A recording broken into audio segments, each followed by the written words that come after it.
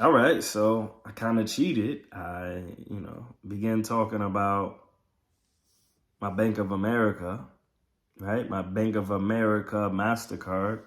It's called the BANKAMERICARD. Oh, I didn't even know it had a name. Yeah, so the BANKAMERICARD is for MasterCard. This is the fourth credit card that I got.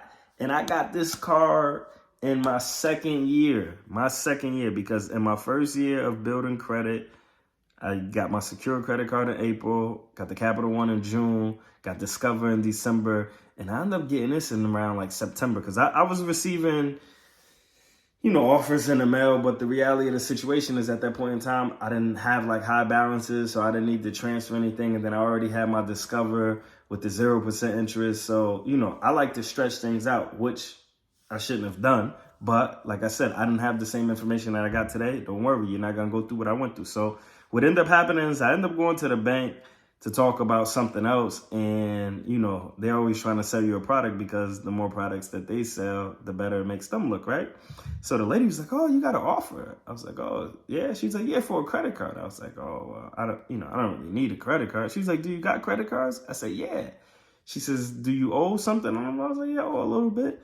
She was like, oh, well, this has a balance transfer, only 3%.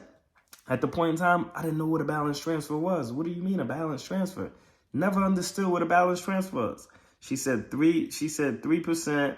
If you pay, you got $5,000 you want to transfer, you pay 3%, which is $150. And basically they'll pay your $5,000 bill off and you will now owe them $5,150, right? Plus the 3%, the $5,000.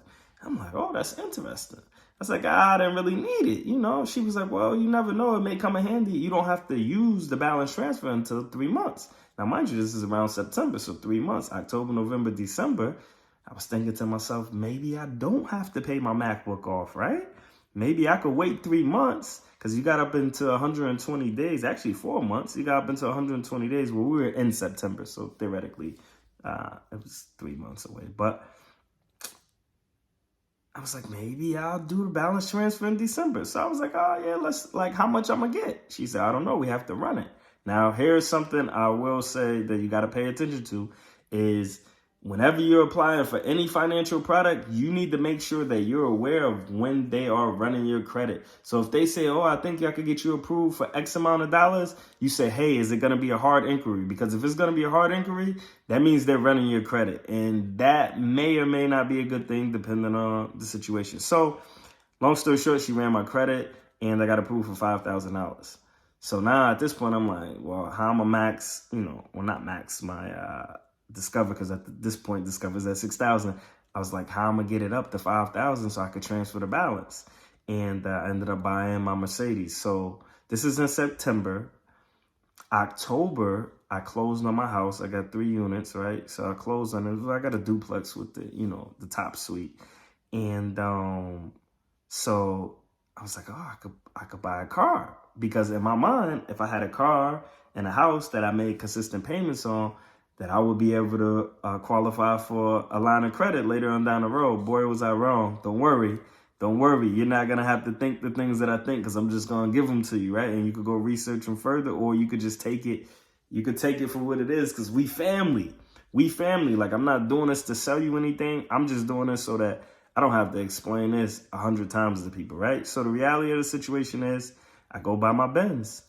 Put down $4,000 off the credit card with the other $1,000. Well, it wasn't $1,000, a couple $100 that are owed from the MacBook. And I transferred that balance from Discover onto this card. Yes. And guess what? Discover was happy because I paid them off, right? I paid them off. So that is my experience with this card. Other than that, I really don't have no extravagant stories outside of the fact that to the date it is writing, this card has a limit of 19,500. Yeah, look at my big boys that I started off with. Matter of fact, let's break that down. So the first 4 cards that I start off with: Visa, a secure credit card, right? Limit now 16,400. Capital One, limit 5,500. Discover, limit 21,000.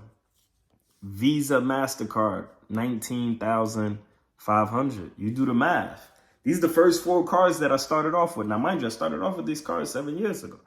But had I known what I know now, oh man, I would have 50,000 on each of these cards.